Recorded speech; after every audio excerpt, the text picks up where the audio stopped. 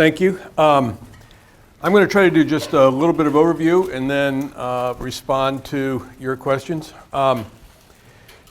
This is a case that is caught in a doctrinal transition and a doctrinal ambiguity. So the court has repeatedly held that the government cannot sponsor prayers in public schools. There pretty clearly are still 5 votes for that proposition. It also held 30 years ago in a case called Marsh v. Chambers that government can sponsor prayers at a state legislature, that there was a tradition all the way back to the founding of legislative prayer. The first Congress had done it, and Nebraska could do it too. It's a short opinion by Chief Justice Berger. It's deeply ambiguous in some ways, and the court had not returned to the question in the intervening 30 years.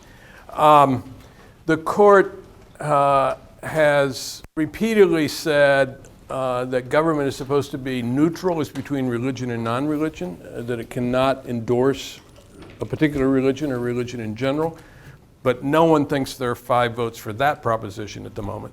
But the conservatives, who reject the idea of neutrality as between religion and non-religion, the conservatives have said, well, but government does have to be neutral as between religions. It can't take sides, one religion over another.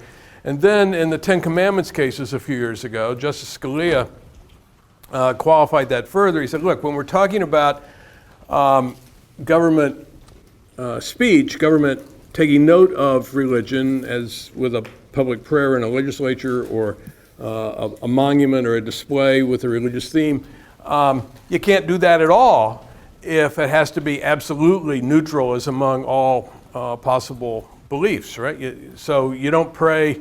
People who believe in an unconcerned creator that started the world in motion and takes no further interest, no point in praying to that kind of a God. Polytheists, true polytheists who really believe in multiple gods, they can be excluded. Atheists can be excluded. Just be neutral among the big monotheistic faiths, and that's good enough, Scalia said. And he said this. He said variations in that theme twice, both times in dissent. And in one of those dissents, he said, our constitutional tradition rules out government endorsements of religion that are sectarian in the sense of, and this is pretty close to a quote, specifying details on which believers in an omnipotent and benevolent creator are known to disagree. For example, the divinity of Christ. So that was kind of the doctrinal background. We lashed ourselves onto that Scalia dissent, and tried to hold him to it, knowing perfectly well he would wiggle out of it some way. But this was a case in which we were relying pretty heavily on dissents because the dissenters pretty clearly had 5 votes at this point, and the town was relying simply on Marsh v. Chambers. They said legislative prayer is constitutionally permissible. Our town council was a legislature, ergo, prayer at our town council meetings is constitutionally permissible. Now the question that you heard a few minutes ago was the town's version of the question, right?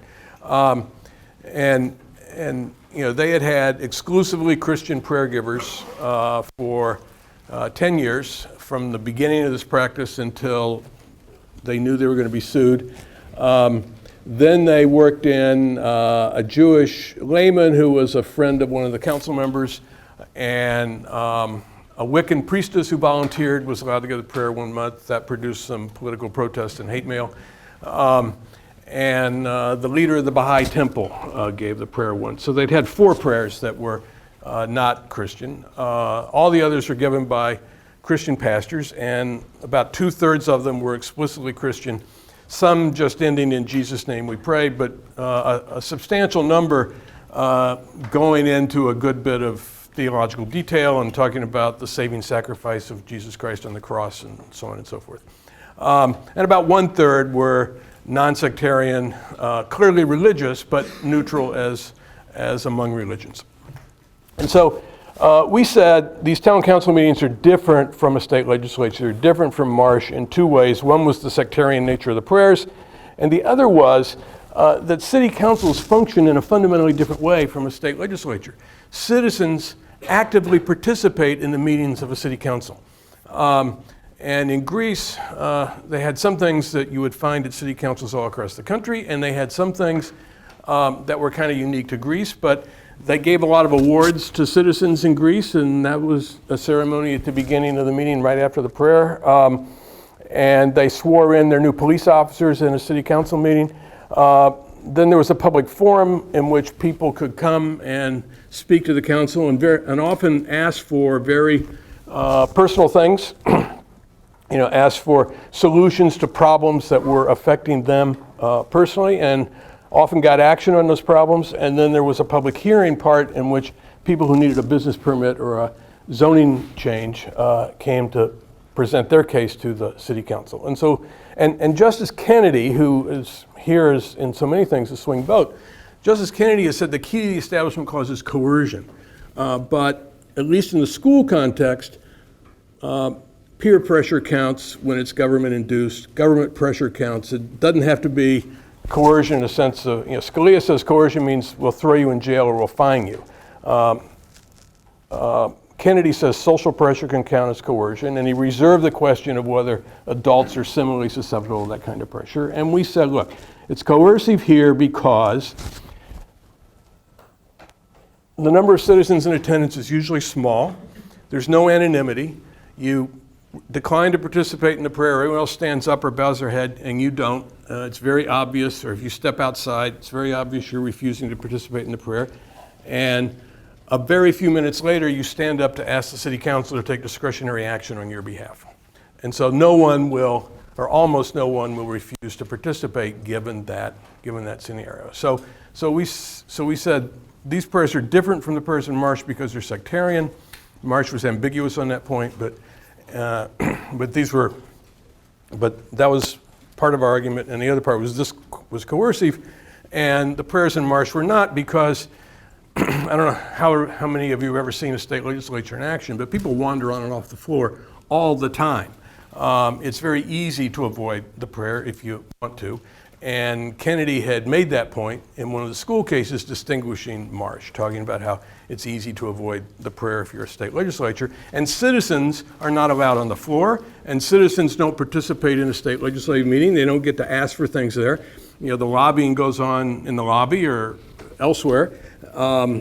Citizens appear at committee hearings, but they do not appear at the meeting of the legislature itself. So our pitch was, this is different, and you ought to say the prayers have to be non-sectarian, and you ought to say, tell them to do what they can to ameliorate the coercion. And obviously the core of the coercion in this case can't be eliminated. If the real problem is you don't participate in the prayer and then you stand up to ask for discretionary action, they can't solve that. They can't make it go away. So the logical implication of our argument was there shouldn't be any prayers at all. And we didn't say that because nobody could count to 5 on that. And they hadn't asked for it in the complaint because they didn't think they could get it. And it was way too late to ask for it now, even to just kind of throw it out there and then have a fallback position to ameliorate the coercion. So this case was in part about to what extent are local government city council meetings different from a state legislature. These are the briefs in the Supreme Court. They're color-coded. The green ones are amici. Some of them are always, in a religion case, you always get some nut job amicus briefs that you don't have to worry about too much, but many of them are serious and make important arguments that the parties didn't have room for, or elaborate in more detail arguments that the parties made. The government filed a brief on the town side, much to our disappointment. The other thing I would say about the briefs is it's also striking who didn't file on the town side. In all of the conservative religious liberty activist organizations are on one of those amicus briefs, but the churches are not. The Southern Baptist Convention is the only denomination that filed in this case. There's no brief from the Catholic bishops. There's no brief from the Christian Legal Society. There's no brief from the National Association of Evangelicals, and no brief from any other denomination. There are a few sort of mainline Protestant and liberal denominations who filed on our side, and the Baptist Joint Committee on Religious Liberty, which is a separationist organization, filed on our side. And some of those organizations, I mean, obviously I wasn't privy to their internal debates with their lawyers, but some of them told me a little bit. Video of these city council meetings is in the record, and at least one of these boards had looked at the video and decided, they just couldn't defend this. That it looked like it looked like the kind of prayer you would expect at a church service, and people didn't really have much choice but to participate in it. I don't know if the court noticed that or not, but we certainly noticed it. So at the argument, we won below, so I was bottom side. I go second. You don't know what's going to happen before you stand up, so I've got a checklist of possible openings. Let me say just a little bit about the Supreme Court, how an argument in the Supreme Court works. The lawyers are a pawn for the justices who are fighting with each other.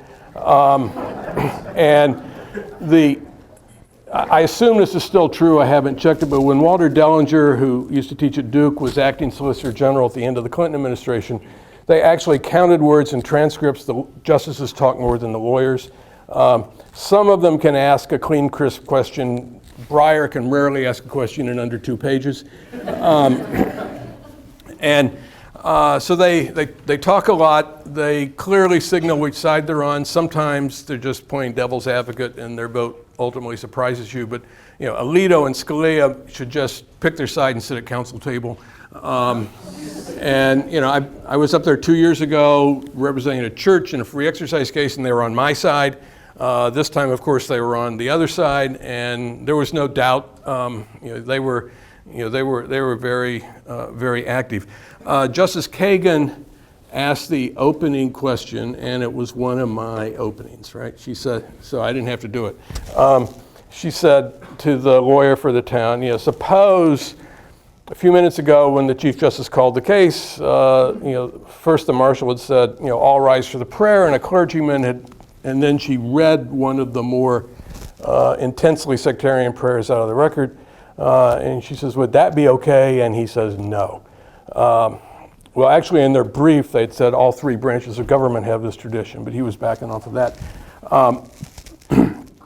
And so she was pushing him. So they clearly got that people would be reluctant not to participate in the prayer. And Breyer said, I didn't see anybody not standing a few minutes ago. They do have a non-sectarian, which the justices view as a prayer, when they call the court into session, God save the United States and this honorable court. And Breyer says, I didn't see anybody not standing, you want to win your case. So they got that part, but they were very deeply worried, particularly the conservatives, about the prospect of censoring prayer. The town invites these pastors to come and give a prayer, and then it gives them guidelines and tells them how to pray. And says, we want you to come pray for us, but don't mention Jesus. Well, that's a problem. But it's a problem because we let government sponsor prayers, right? And so I said, the council decides to have this prayer. The council selects the clergy person to give it. Only he gets to pray. He gets a spot on the agenda. They delegate this task to him. They can define the scope of the delegation. They can tell him what kind of prayer they want. When he's praying for himself or for his congregation or anywhere else on his own time, he can pray any way he wants. But when he's giving the government prayer, he has to comply with the Establishment Clause. And there are some Christian pastors who would say, I can't pray other than in Jesus' name. It'd be incomplete or sacrilegious not to pray in Jesus' name. And somebody asked me that question. I said, well, there are such people. I respect that. They shouldn't be giving government prayers, right? When you undertake to do a religious task for the government, you undertake it subject to a variety of limitations. So that was our position. The town's position and the government's position was this is just marsh. And their brief said this case could begin and end with marsh. They didn't think there were any differences that mattered. So that kind of sets it up. That's what the argument was like in general. So what else can I tell you about it? Let me hear your questions. If someone asks the first one, many others will follow. Yes, in the back. What, if anything, unexpected happened with your arguments? Well, not a whole lot, but this time there was something unexpected. You get ready for these arguments by trying to anticipate all the questions that you can anticipate and carve your answers down to sound bites on the theory you're only going to get one or two sentences before you're interrupted with the next question. They also interrupt each other. They talk over each other. So interrupting a lawyer, that's nothing, right? So the key to the game is anticipate all the questions, and you partly do that yourself. You probably do it with moot courts. 2 years ago, there was no question that had not already been asked in a moot court. This time there was. Alito said, give me an example of a non-sectarian prayer. Well, if I'd thought of that question ahead of time, it would have been easy to have the examples ready. I had not thought of that question. And so, I said, well, a third of the prayers in this record were non-sectarian. And he said, well, give me an example. So they hand me the joint appendix, which has all the prayers in it. And I'm flipping through, looking for one, while Roberts is asking another question. And of course, I didn't find one under the time. So I gave him some examples of the kind of language that is used, right? You can pray to the Creator, the Almighty, the Governor of the universe. I didn't say the easy ones. I didn't say God and Lord, which pretty non-sectarian. I didn't think to say any prayer by the regular Senate chaplain. Just go on the Senate website. He is entirely non-sectarian.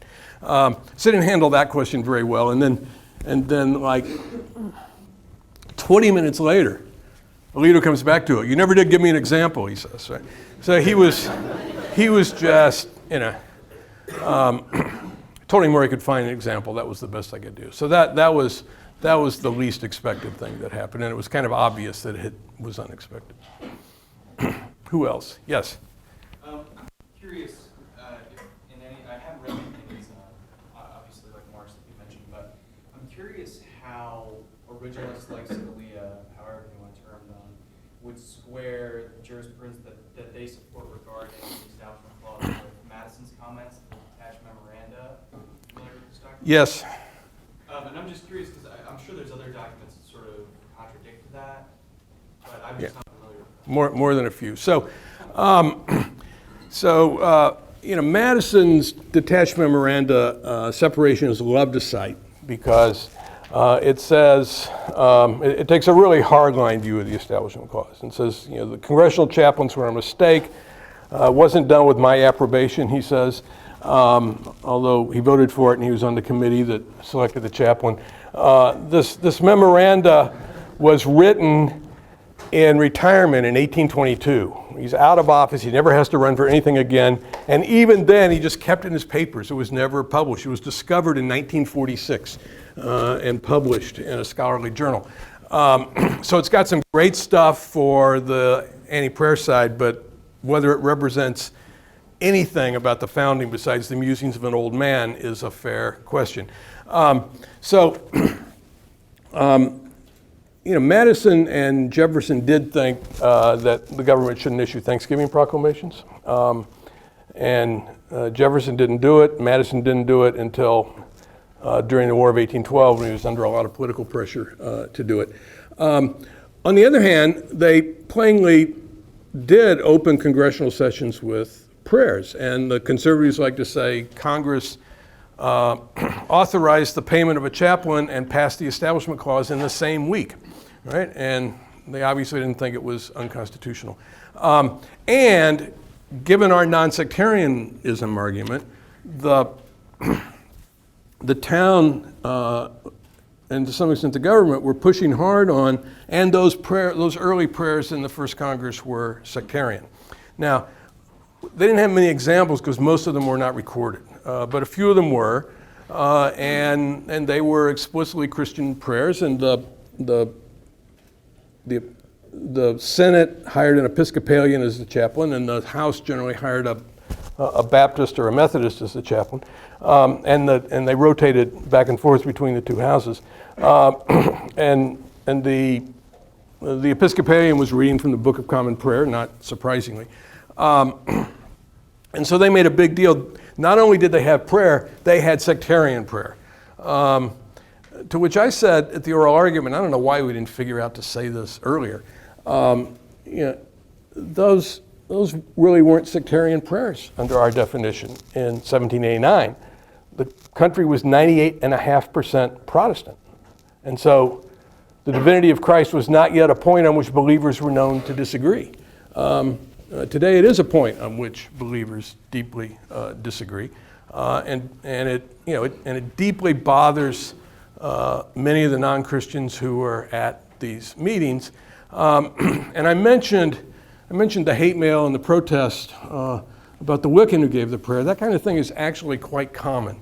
Anyone but a Christian or a Jew gives the prayer at a government meeting. The person who gives the prayer is at high risk of hate mail and threats, and the city council who let that person give the prayer gets political protest. So many Christians understand the grievance precisely when it happens to them, don't understand it when they're imposing it on everybody else.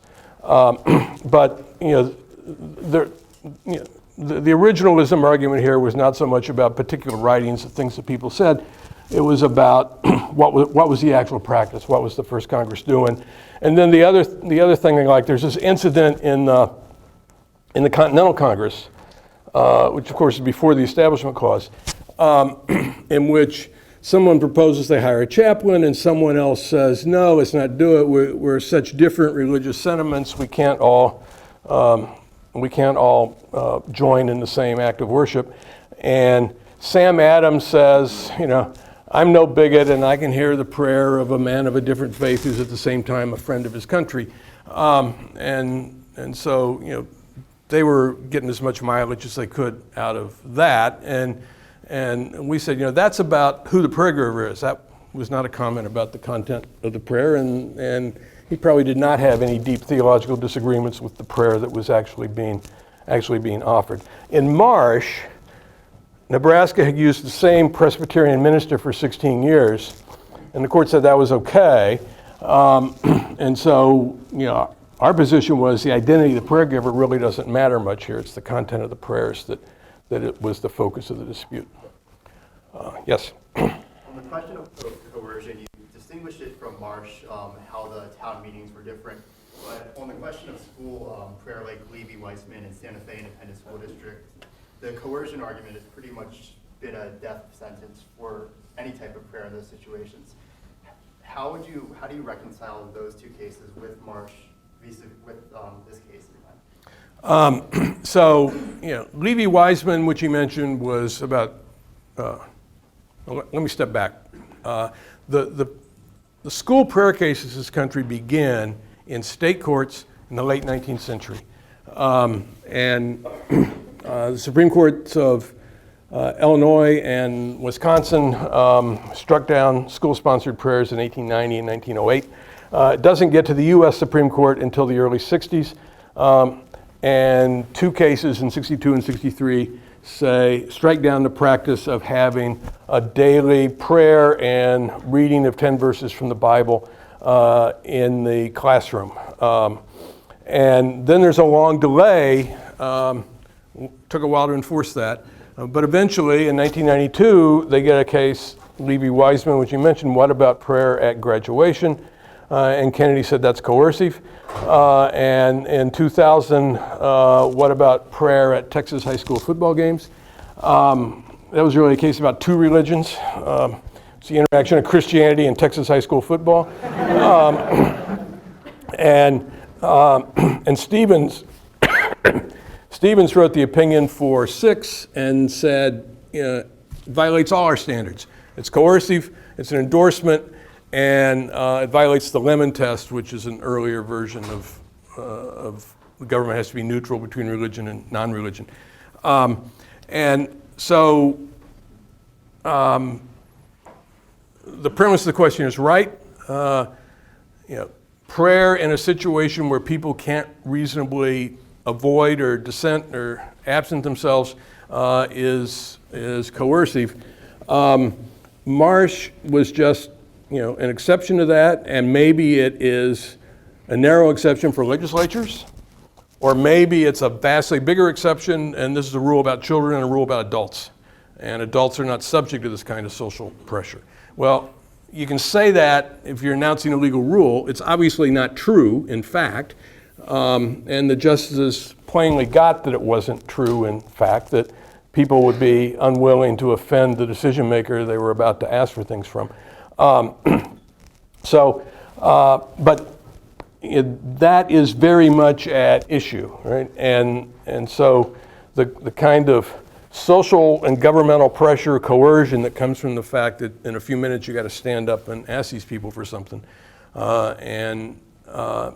is in effect set up against the specter of censoring the prayers, and the court's going to have to choose between one of those evils, right? Yes. Professor, I was wondering what you anticipate the next big move in the non-sectarian jurisprudence being as religious diversity and plurality increases. Well, you mean legally or socially and politically? Legally, what the boundaries of what a non-sectarian prayer. Right. So, as we become more and more religiously diverse, what will non-sectarian mean? I mean, it's hard to foresee the course of that. I think eventually non-sectarian will mean we don't do prayers at these government events. But the support for them is still pretty broad. In the sense of, I'll talk a little bit about the numbers, but 20-30% of the population has no religious affiliation anymore. But many of those people have no objection. You ask the follow-up question, and I haven't seen how this question was phrased. I just saw a headline of this poll. Lots of people who are non-believers, or lots of people who said, I strongly support separation of church and state, didn't think the press account of what was going on in Greece was a violation. Right? So the opposition to these kinds of prayers is still clearly a minority position, and the demand to keep up these kind of prayers is very intense from the people who demand it. So that's the political status quo for now and for a good time into the future. And predicting the legal developments obviously depends in part on what happens in this case. And if they give us anything on the non-sectarian issue, that will be a big step. And if they say, look, with adults, the town can pray however the heck it wants, then it'll be a while before you see any developments on the non-sectarian front. You commonly now see this number, 20% of the population is religiously unaffiliated. That does not mean 20% are non-believers. Some of them have rather conventional religious beliefs, but they're just not affiliated with a particular church. Some of them have quite individualistic, sometimes idiosyncratic religious beliefs. These are the people who say, I'm spiritual but not religious. And actually, atheists and agnostics, depends on how you ask the question. Those are not popular labels. So if you say, how many people self-identify as atheist or agnostic, you get numbers like 2 to 4%. If you say, do you believe that there is a God, the atheist and agnostic answers go up to about 12%, but people don't label themselves as such. But on the other side, on the 80% that do have a religious affiliation, there's some substantial number of people for whom that religious affiliation is pretty meaningless. It doesn't direct their lives. They don't really have any strong religious beliefs. It's hard to get a handle on how many of those people there are, but the errors in these polls run in both directions. A couple of numbers that I find telling, behavioral rather than identification or affiliation. 27% of married Americans did not have a religious service at their wedding, and 30% of Americans do not expect to have a religious funeral when they die.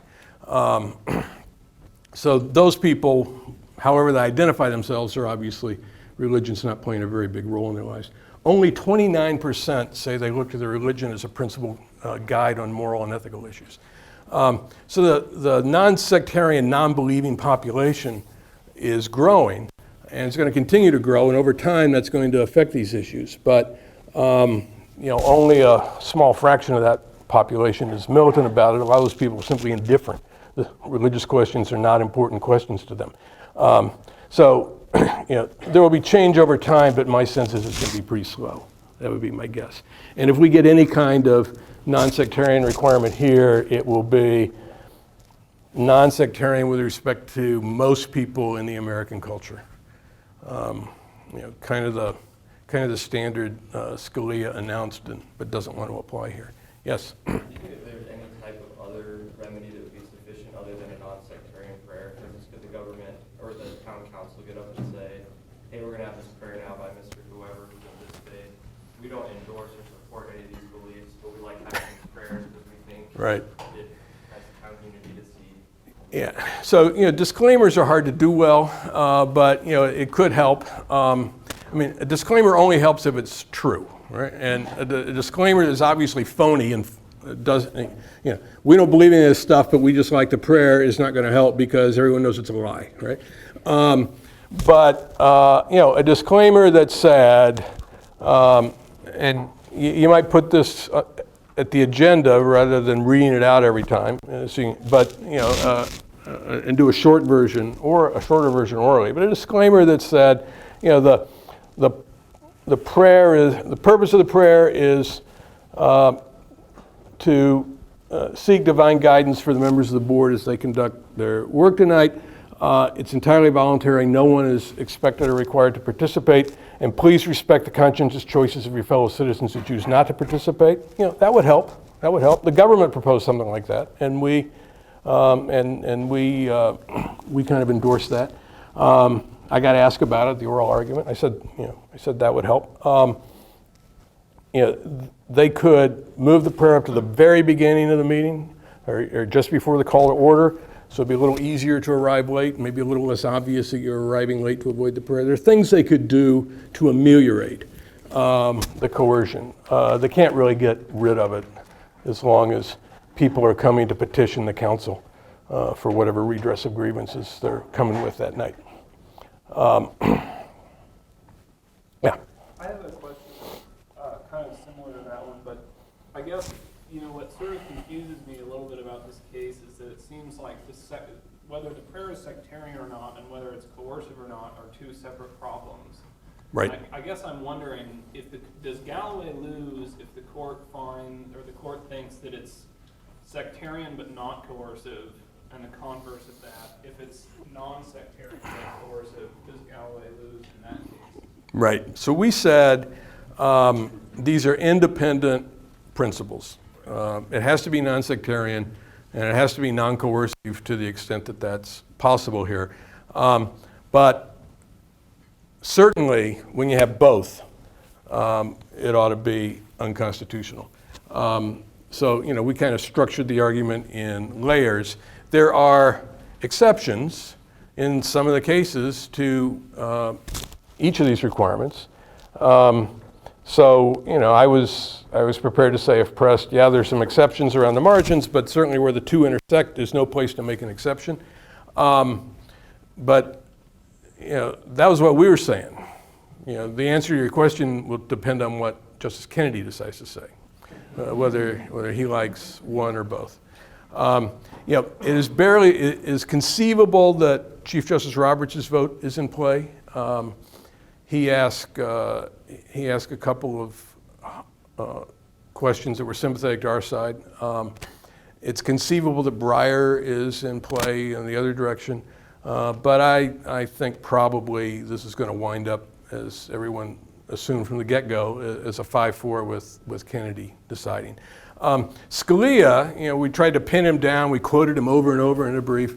We knew he would get out of it. He had trouble getting out of it, and what he finally came up with is legislators are not the government.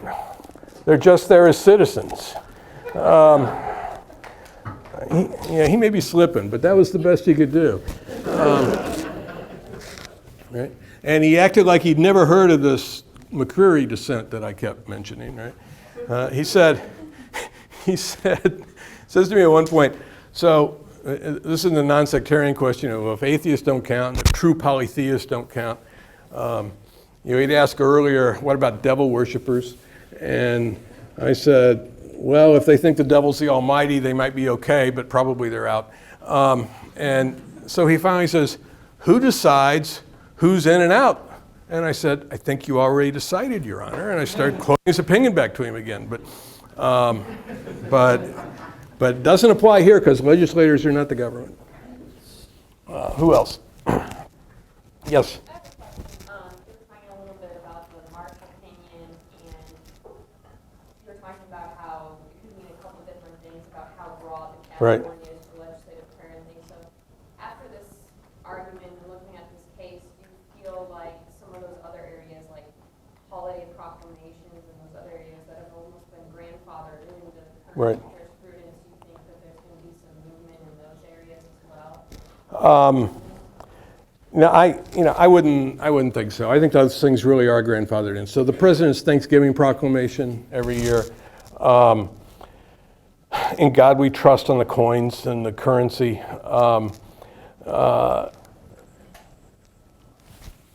All the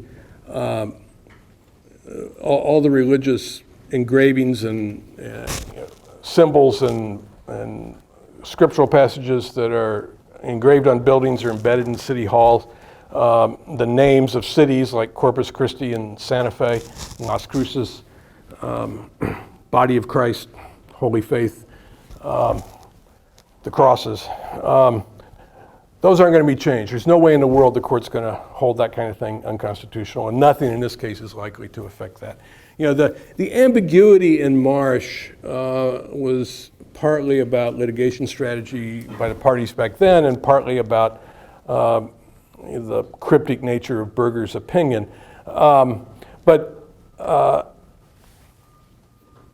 the way the Marsh opinion is structured is Part 1 recites the facts. Part 2 says there's this long tradition, it's not inherently unconstitutional to have a prayer at a legislature.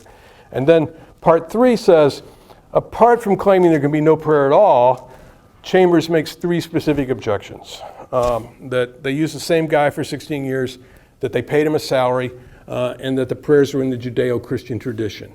He doesn't say they were Christian, he says Judeo-Christian, and then he drops a footnote, and he says Reverend Palmer, the chaplain, Reverend Palmer describes his prayers as non-sectarian, Judeo-Christian, and with elements of the American civil religion. And seems to equate those 3 in the court's footnote. And then it says, the prayers used to be explicitly Christian, but he dropped all references to Christ after a Jewish legislator complained. And then later he says, the prayers cannot be used to proselytize, advance, or disparage any one faith. But that being so, we don't need to parse the prayers. So you can imagine what the 2 sides did with that. And we said, look, he was only talking about non-sectarian prayer, read the footnote. And the key word in the later sentence is one. You can't proselytize or advance any one faith. And they, of course, said, no, the prayers had been explicitly Christian for a long time. These non-sectarian prayers after the change weren't even in the record. And the key word is you can't parse the prayers. You can't look at the content of the prayers. You get to pray however you want. And a huge amount of energy in the briefs is invested in trying to tease out this language of Marsh.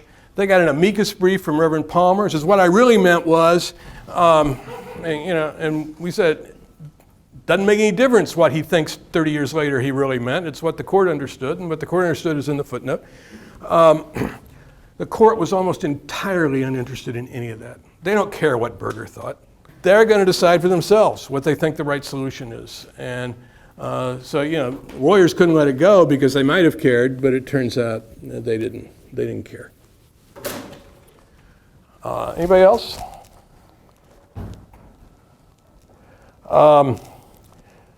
Okay, well, I think I've told you most of what I can tell you. If you're curious, both the transcript of the argument and audio of the argument is on the court's website, supremecourt.gov. The transcript is faster, but the audio takes exactly an hour. They enforce the time limits.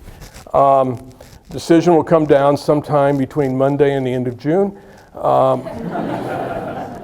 My guess would be in the spring, March or April, but it literally could be any time. And this could be one of those cases where an unhappy dissenter holds it to the very end. So we will see. You do this intense amount of work, and then they voted a week ago, 2 weeks ago today, and nothing to do but wait. You can't influence it anymore. And sooner or later, we will learn what happened. I think we have a chance. I'm not optimistic. I think this specter of censoring prayer loomed pretty large for Kennedy, and I don't think we talked him out of it.